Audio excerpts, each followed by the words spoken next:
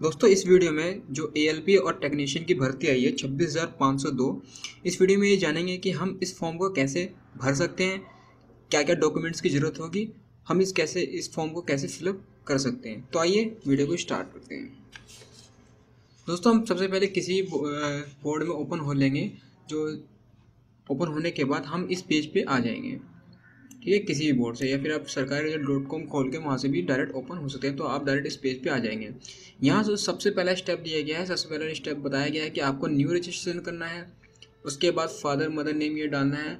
और ख़ास बात यह है कि आपका जो यहाँ पे आप फ़ोन नंबर दोगे और ईमेल दोगे, ये बिल्कुल सही होना चाहिए और ये आपका रनिंग में होना चाहिए, हमेशा चलते रहना चाहिए। क्योंकि जो आरआरबी आपको यहाँ पे नोटिफिकेशन देगा एग्ज़ाम वगैरह की, वो आपको मेल द्वारा या फिर मैसेज द्वारा ही करेगा। तो ये आपको ध्यान रखना है, यहाँ पे जो मेल और नंबर जो है यहाँ पे सही सही डालना है। तो जैसे ही आप इस पेज पे आ जाएंगे तो सबसे पहले आप यहाँ पे इसे क्लिक करिएगा। उसके बाद देखिए यहाँ पे लिखा है न्यू रजिस्ट्रेशन, आप यहाँ पे आ जाइए।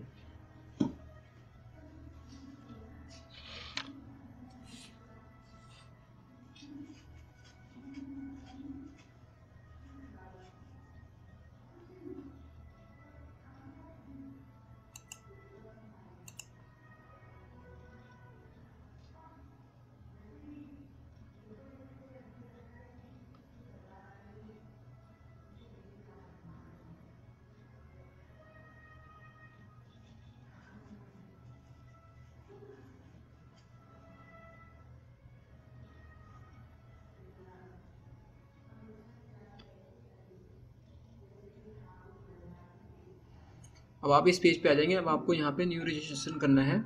तो चलिए मैं यहाँ पे भर देते हैं फटाफट। दोस्तों यहाँ मैं एक डेमो करके बताऊँगा आपको, यहाँ पे सही सही भरना है। तो चलिए मैं यहाँ सबसे पहले नाम लिख देता हूँ। तो मैं नाम डाल देता हूँ अमित, यहाँ पे कैपिटल में कर लेते हैं इसको। उसके बाद देखिए री एंटर, दोबारा यहाँ नाम डाल देते हैं। उसके बाद देखिए यहाँ पे डेट ऑफ बर्थ मांग रहा है, तो डेट ऑफ बर्थ डाल देते हैं। दोस्तों मैं यहाँ एक डेमो भर के बताऊँगा, आपको सेम ऐसे ही फॉर्म भरना है। देखिए उसके बाद देखिए आधार नंबर मांग रहा है। यहाँ पे ये स्टार तो नहीं है तो आप इसे छोड़ भी सकते हैं, लेकिन अगर आपके पास है तो आप इसे भर दीजिए। वैसे ये ज़रूरी होता है तो आप इसको भर ही दीजिए। तो मैं यहाँ पे डाल देता हूँ।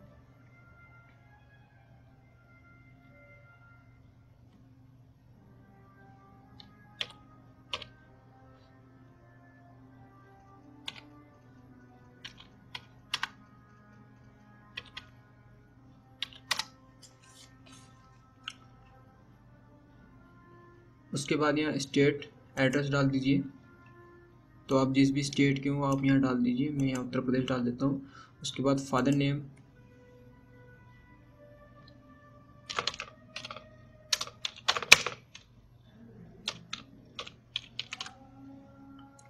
फादर नेम डाल दिया। उसके बाद मदर नेम डाल दिया। उसके बाद देखिए यहाँ मैट्रिकुलेशन, आपकी यहाँ पे 10th जो भी आपके यहाँ पे हो, तो स्टेट बोर्ड या सीबीएसई बोर्ड हो तो वो डाल सकते हैं, या फिर अदर हो तो अदर डाल सकते हैं। तो मैं स्टेट बोर्ड डाल देता हूँ। उसके बाद देखिए यहाँ पे रोल नंबर मांग रहा है 0636। उसके बाद देखिए यहाँ किस सन में आपने पास किया वो यहाँ पे डालना है। उसके बाद मोबाइल नंबर, दोस्तों यहाँ मोबाइल नंबर बिल्कुल सही सही डालना है। तो मैं यहाँ मोबाइल नंबर डाल देता हूँ। उसके बाद देखिए री एंटर मोबाइल नंबर फिर डाल देता हूँ। उसके बाद ईमेल आईडी भी यहाँ पे आपको सही सही डालनी है।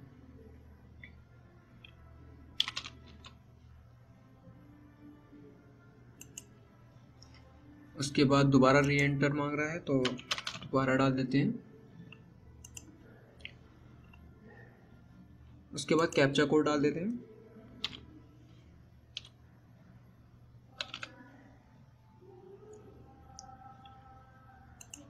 नोट कर लेते हैं। उसके बाद देखिए यहाँ पे चेक करना है। उसके बाद यहाँ पे सबमिट पे क्लिक कर देना है। उसके बाद दोस्तों ये यहाँ पे फॉर्म आ जाएगा, ठीक है। ये देखिए यहाँ पूरा डिटेल्स आ जाएगी आपकी, ठीक है। उसके बाद आपको यहाँ कंफर्म कर देना है। अगर आप एडिट करना चाहते हैं तो आप इसको यहाँ से एडिट कर सकते हैं, अदरवाइज यहाँ पे कंफर्म कर देना है।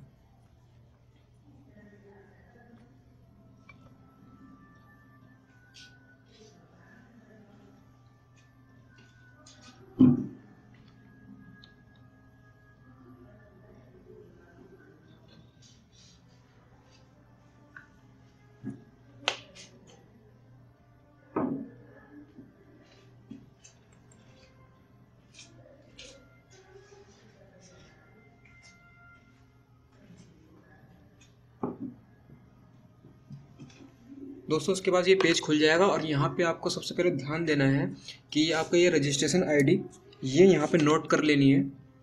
ये हमेशा के लिए नोट कर लेना है क्योंकि आपको काम आ सकती है।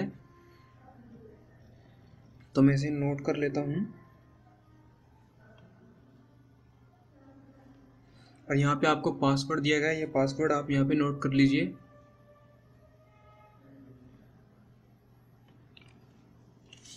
वैसे पासवर्ड आपका डेट ऑफ बर्थ ही होता है हमेशा के लिए, लेकिन फिर भी आप नोट कर लीजिए रजिस्ट्रेशन आईडी और पासवर्ड।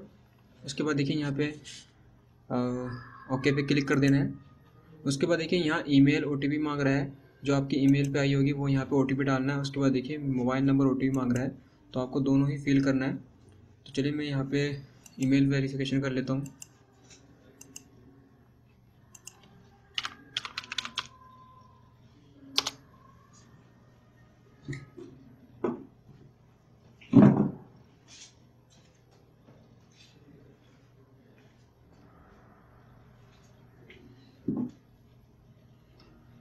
अब यहाँ पे ये मैसेज आ चुका है आरआरबी का।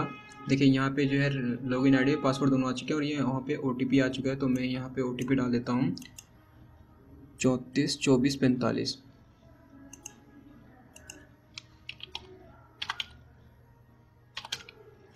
उसके बाद देखिए यहाँ मोबाइल नंबर ओटीपी मांग रहा है, तो मोबाइल नंबर ओटीपी डाल देते हैं।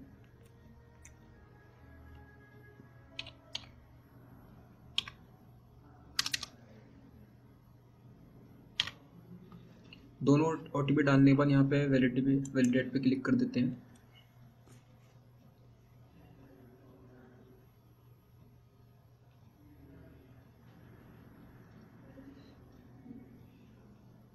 अगर आपके मोबाइल नंबर पर ओटीपी नहीं आता है तो आप उसे चेंज भी कर सकते हैं।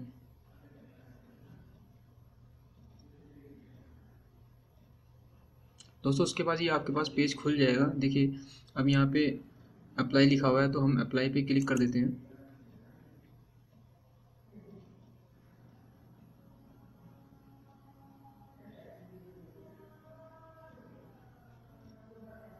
सॉरी साइड नहीं चल रही है।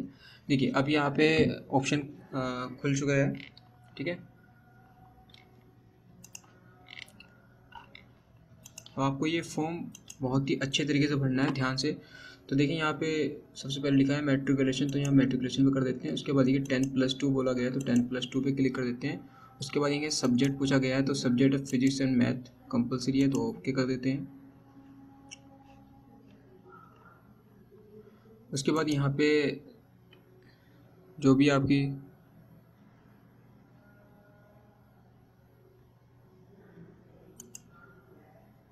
आपका हो यहाँ पे डाल सकते हैं, इलेक्ट्रीशियन, वायरमैन या फिर इलेक्ट्रीशियन मैकेनिकल, जो भी हो आपको डाल सकते हैं। उसके बाद देखिए यहाँ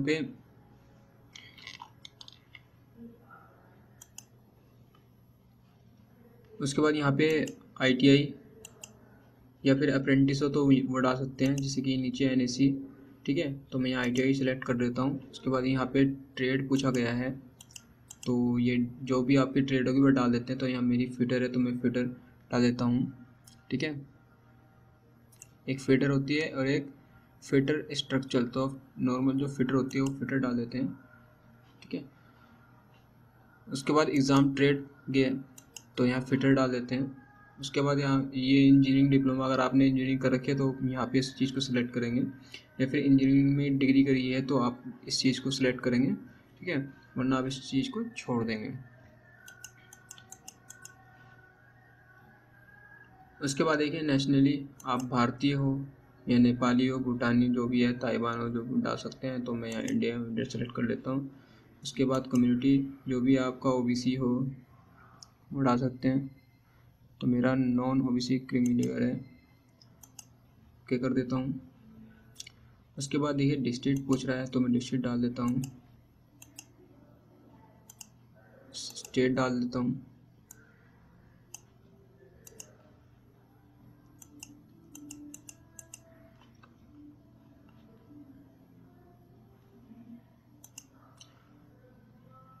उसके बाद जो भी आपका डिस्ट्रिक्ट हो वो यहाँ पे चुन सकते हैं। तो मैं डिस्ट्रिक्ट डाल देता हूँ। उसके बाद कास्ट पूछ रहा है तो कास्ट डाल देते हैं, जो भी आपकी कास्ट हो।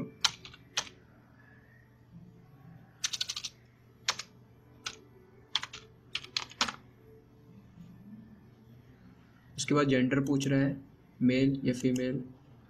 उसके बाद रीज़न पूछ रहा है आप कौन से धर्म से हो, हिंदू, मुस्लिम, यहाँ पे सारे दिए गए हैं। तो आप जो भी आप धर्म हो वो यहाँ पे सिलेक्ट कर सकते हैं। उसके बाद देखिए यहाँ पे PWD कैंडिडेट अगर आप विकलांग हैं तो यस करिए, नहीं तो नो कर दीजिए। तो मैं नो पे क्लिक करता हूँ। उसके बाद देखिए एक सर्विसमैन, अगर आप सर्विस कर रहे हैं तो यस करिए, नहीं तो नो कर दीजिए। फिलहाल तो यहाँ पे सारे मैं नो कर देता हूँ। आपका अगर इसमें कुछ है तो उसे यस कर दीजिएगा। देखिए डू यू बिलोंग, अगर आप जम्मू कश्मीर से हैं तो उसे यस कर लीजिए, नहीं तो नो कर दीजिए। उसके बाद ये देखा पूछ रहा है रेलवे एम्प्लॉयज़, कहीं आप रेलवे एम्प्लॉयज़ तो नहीं है। तो मैं तो नहीं हूँ, तो मैं नहीं डाल देता हूँ। उसके बाद देखिए are you candidate form economy backwards class. ये इसका मतलब ये है कि अगर अगर आपकी आर्थिक सहायता सही नहीं है, मतलब आप वो है कमज़ोर है आर्थिक सहायता से, तो आप इसे यस कर सकते हैं, वरना यहाँ नो कर दीजिए। मैं यहाँ नो कर सकता हूँ। उसके बाद देखिए यहाँ सिक्योरिटी कोड डालना है, कैप्चा कोड। तो कैप्चा कोड फिल कर देते हैं। उसके बाद सबमिट पे क्लिक कर देते हैं। उसके बाद देखिए यहाँ पे बोल रहा है कि अगर आपने ये फॉर्म को भर दिया और अगर कोई गलती होती है तो आप इसको दोबारा सुधार कर सकते हैं, दोबारा मॉडिफाई कर सकते हैं, लेकिन इसको आपको पे देना पड़ेगा 250 रुपये। तो आप इसको एक बार सबमिट करने से पहले, कंफर्म करने से पहले से एक बार चेक कर लीजिएगा। तो मैं यहाँ पे इसे कंफर्म कर लेता हूँ।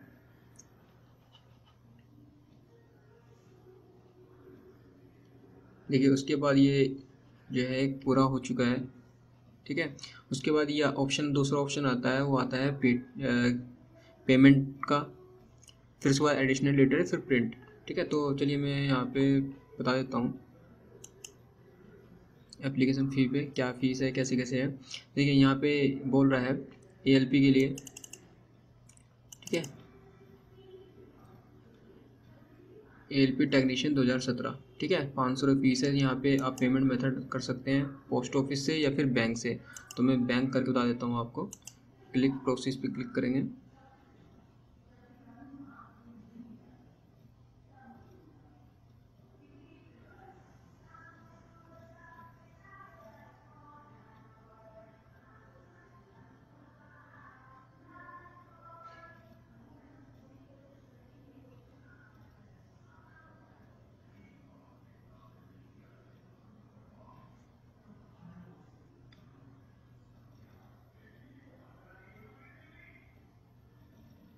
उसके बाद रिडायरेक्ट कर देगा ये नेट बैंकिंग पे, ठीक है। आप यहाँ से पे कर सकते हैं। जैसे अगर अगर आपका SBI है तो आप यहाँ से पे करेंगे तो आपका कोई चार्ज नहीं कटेगा, या फिर आप अदर से करते हैं तो आपका 6 रुपये यहाँ चार्ज कटेगा। उसके बाद अगर आप यहाँ डेबिट कार्ड भी यूज़ करते हैं तो आपका कोई चार्ज नहीं कटेगा, ठीक है। UPI से भी कोई चार्ज नहीं है, ठीक है। तो आप ये देख सकते हैं। तो फिलहाल मैंने तो ये डेमो था तो मैं आगे आप यहाँ फीस नहीं भर सकता, तो मैं इसे कैंसिल कर देता हूँ।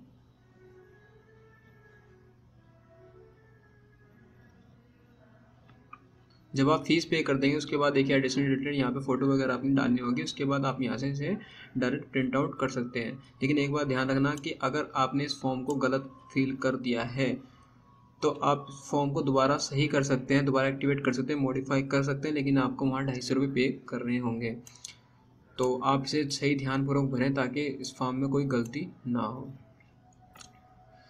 तो दोस्तों इस वीडियो में इतना ही। अगर कुछ जानना चाहते हैं इसके बारे में या कुछ पूछना चाहते हैं तो हमें आप कमेंट कर सकते हैं। तक के लिए थैंक यू दोस्तों। अगर वीडियो अच्छा लगे तो उसे लाइक ज़रूर करें।